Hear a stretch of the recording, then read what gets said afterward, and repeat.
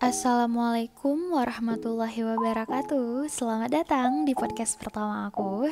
Nama aku Aida Safira. Aku mahasiswi Institut Agama Islam Negeri Langsa, Fakultas Ekonomi dan Bisnis Islam, Prodi Ekonomi Syariah. Saat ini, aku sedang melaksanakan kuliah pengabdian masyarakat dari rumah melalui media sosial. Di podcast kali ini, aku akan berbagi cerita tentang nasib petani sawit pada masa pandemi. Saat ini, seluruh dunia sedang dilanda COVID-19, tidak terkecuali di Indonesia. Selama pandemi ini, produksi kelapa sawit menurun hingga 50% karena pengaruh iklim yang terlalu panjang. Apalagi, banyak pabrik yang mengurangi jam operasionalnya. Meskipun harga sawit turun, tetapi masih bisa memenuhi keperluan rumah tangga. Pandemi Coronavirus Disease 2019 atau COVID-19 di Indonesia sudah berlangsung sejak awal Maret 2019, di mana situasi ini berdampak pada petani kecil dan tidak terkecuali para petani sawit. Menurut data Serikat Petani Kelapa Sawit atau SPKS, hanya ada sekitar 30% petani memiliki mata pencaharian alternatif, dimulai dari pengolahan penanaman hingga perdagangan kecil. Kondisi ini mendorong masyarakat untuk konversi lahan mereka menjadi perkebunan sawit. Kondisi ini juga menyebabkan banyak petani tidak memiliki sumber pendapatan lain dan hanya mengandalkan minyak sawit. Sekretaris Jenderal Serikat Petani Kelapa Sawit atau SPKS sendiri mengatakan selama masa pandemi, harga TBS sempat turun di bawah Rp1.000 per kilogram, di mana harga di bawah Rp1.000 itu sangat sulit bagi petani yang sudah berkeluarga untuk membayar pendidikan dan biaya kehidupan lain. Mereka juga sering memiliki beban utang pinjaman dan harus dilunasi saat panen tiba. Keadaan kian terpuruk karena ada kenaikan harga pupuk, bahkan kadang-kadang sangat langka. Industri kelapa sawit masih menjadi industri paling menjanjikan bagi perekonomian nasional dan berkontribusi terhadap kemajuan perekonomian. Dan pengembangan kelapa sawit di Indonesia pun harus terus dilakukan karena bertujuan untuk mengentaskan kemiskinan dan mendorong pertumbuhan ekonomi daerah sehingga menimbulkan multiplier effect. Kebijakan pemerintah yang diperlukan untuk pembangunan kelapa sawit rakyat adalah peremajaan sawit rakyat, program peningkatan infrastruktur, moratorium perizinan perkebunan kelapa sawit, dan rencana aksi nasional. Perkebunan kelapa sawit berkelanjutan memerlukan sistem sertifikasi perkebunan kelapa sawit berkelanjutan Indonesia atau disingkat ISPO.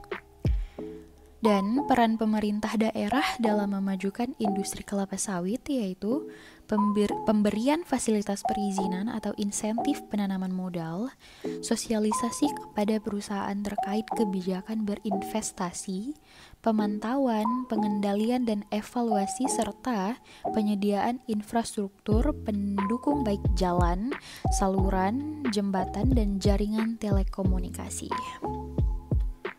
Adapun di masa pandemi ini, sektor kelapa sawit tetap memberikan kinerja baik di pasar Eropa. Adapun per Oktober 2020, total volume ekspor komoditi kelapa sawit mencapai sekitar 5,13 juta ton.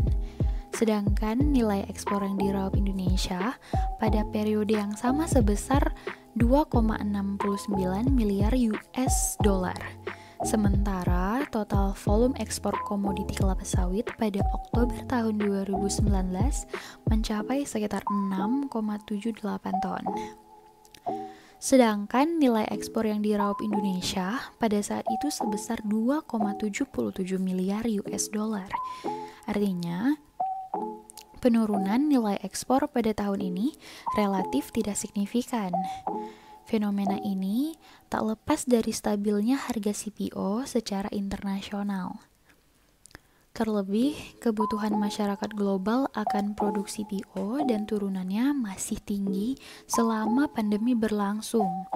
Dan ini yang menjadi kebanggaan kita, bahwa harga komoditi sawit seperti CPO dan turunannya bisa stabil bahkan cenderung menguat. Tahun ini diawali dengan ketidakpastian bagi industri sawit menyusul kebijakan karantina wilayah yang diberlakukan di banyak negara Asia dan Eropa. Dia mengatakan bahwa kebijakan ini telah memengaruhi permintaan minyak nabati dan mengakibat ekspor selama semester awal memperlihatkan performa tidak optimal. Tapi meski demikian, perbaikan kinerja mulai terlihat sejak kuartal ketiga dan berlanjut pada kuartal 4. Hal ini terlihat dari permintaan dari negara importir yang membaik yang diikuti dengan perbaikan harga. Berdasarkan laporan Bloomberg, harga minyak sawit mentah atau CPO telah terapresiasi 14,9% sepanjang tahun 2020. Dan kondisi ini menjadi momen yang tepat untuk menganalisis kondisi pasar sawit pada tahun 2021. Adapun hal ini diperlukan untuk mengetahui apakah kondisi pada 2020 akan membawa perubahan yang baik atau tidak untuk tahun depan. Dan kebijakan pemerintah untuk menjaga keseimbangan pasokan dan permintaan harga sawit. Lagi pula, konsistensi kebijakan mandatori B30 telah menyeimbangkan permintaan domestik. Dan konsumsi domestik juga meningkat didukung oleh industri oleochemical yang mendukung pencegahan transmisi virus lewat produksi hand sanitizer, disinfektan, dan sabun. Meski harus menghadapi masa sulit, kita dapat memastikan industri sawit akan tetap berjalan dengan mengedepankan protokol kesehatan. Dan juga memastikan industri ini akan selalu mendukung kebijakan mandatori biodiesel dan bisa mengelola pasar domestik sampai pulih 100%. Sekian podcast dari aku. Salam, aku Aida Safira. Kurang lebih saya mohon maaf. Assalamualaikum warahmatullahi wabarakatuh.